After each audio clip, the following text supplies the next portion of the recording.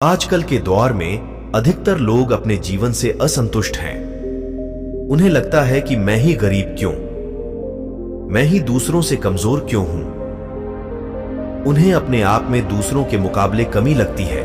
वे इसका दोष भगवान को देते हैं, उन्हें अपनी स्थिति का कारण ठहराते हैं। इस कहानी में आपको इस प्रश्न का संपूर्ण उत्तर मिल जाएगा और आप अपने जीवन से संतुष्ट भी महसूस करेंगे।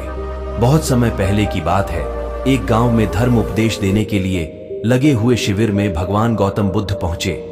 गांव के लोग अपनी अपनी समस्याएं लेकर उनके पास जाते और उनसे समाधान प्राप्त कर नई ऊर्जा के साथ वापस लौटते। गांव के बाहर एक गरीब राह में बैठा बुद्ध के पास आते जाते लोगों को निहारता रहता। उसने क्या देखा? दुखी चेहरा लिए भारी कदमों से लोग भगवान गौतम बुद्ध के शिविर में जाते और नई ऊर्जा के साथ चेहरे पर खुशी व आनंद लिए वापस लौटते। गरीब ने सोचा, क्यों ना मैं भी भगवान के पास अपनी समस्या लेकर जाऊं। यह सोचकर हिम्मत करके वह भी शिविर की ओर चल देता है। शिविर में एक एक कर क्रमबद्ध तरीके से व्यक्ति को प्रवेश मिलता है, इसलिए वह भी अपनी बारी की प्रतीक्षा करने लगा। जो कुछ उसने रास्ते में देखा, अब यहां उसे साक्षात देखने को मिल रहा है। लोग एक एक कर अपनी समस्याएं बता रहे थे। भगवान गौतम बुद्ध चुपचाप शांति से सबकी समस्या सुनते और जवाब देते। उसकी भी बारी आई। उसने भगवान गौतम बुद्ध को प्रणाम किया और बोला, भगवान मैं ही गरीब क्यों? भगवान गौतम बुद्ध मुस्कुराए और बोले, तुमने कभी किसी को दिया ही नहीं, इसलिए गरीब हो।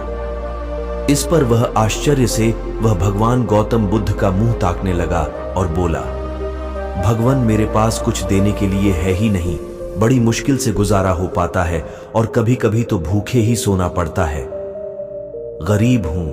भगवान गौतम बुद्ध शांत भाव से बोले, तुम्हारे पास एक चेहरा है, किसी को भी मुस्कुराहट दे सकते हो।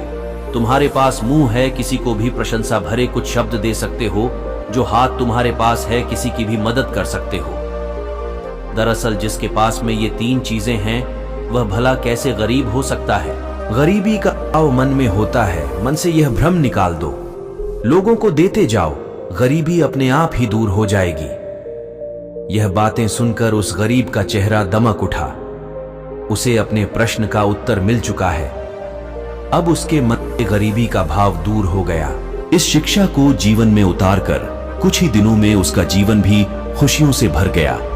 जीवन की सीख, मंदिर में भी लोग जाते हैं तो कुछ न कुछ मांगते रहते हैं और जीवन भर घुट घुट कर रो रो कर समय बिता देते हैं। वे ईश्वर की कृपाओं को कभी समझे ही नहीं, जीवन की महत्वता को कभी जाना ही नहीं। इस पर कबीर दास जी ने बहुत बेहतरीन दोहे कहे हैं, सबके पल्ले लाल है सभी साहूकार, गांठ खोल परखा नहीं या विधि रहा कंगाल। यानी सभी के पास ज्ञान है जो कि ईश्वर की अनमोल देन है, जिसे हमने कभी जानने समझने की कोशिश ही नहीं की, इसलिए हम सुख का आनंद नहीं ले पाते। मित्रों, मनुष्य जीवन एक अनमोल अवसर है और विधाता की असीम कृपा का तोहफा है। हमारा सर्वप्रथम यह कर्तव्य होता है कि हम उस परम परमेश्वर की इनायतों को समझें, ईश्वर की कृपा को जानने की कोशिश करें। और इसका सबसे आसान तरीका है खुद को समझना। हमारा अस्तित्व क्या है, हमारा लक्ष्य क्या है, हमारे क्या कर्म और अच्छे कार्य है, आदि आदि बातों को समझकर आज हम यह पूर्णता समझ चुके हैं कि हमारे पास ईश्वर के हुए वो अनमोल तोहफे हैं जिनसे आज मानव नई नई उपलब्धियों को पा रहा है, असीम ऊंचाइयों को छू रहा है। बस जरूरत है तो सही मार्गदर्शन की। आपको बस यह करना है, हर रोज अपनी एक कमियों को दूर करो, चाहे वह आपका गुस्सा हो या फिर नकारात्मक सोच। जब भी कुछ सोचो तो अच्छा सोचो। 3, अगर कुछ करने का सोचा है तो तब तक उसके पीछे लगे रहो जब तक कि वह काम हो नहीं जाता। 4, अपने सुझाव और सवाल मुझे कमेंट करके बताइए, जिससे कि मैं इस YouTube चैनल को आपके लिए और बेहतर कर सकूं।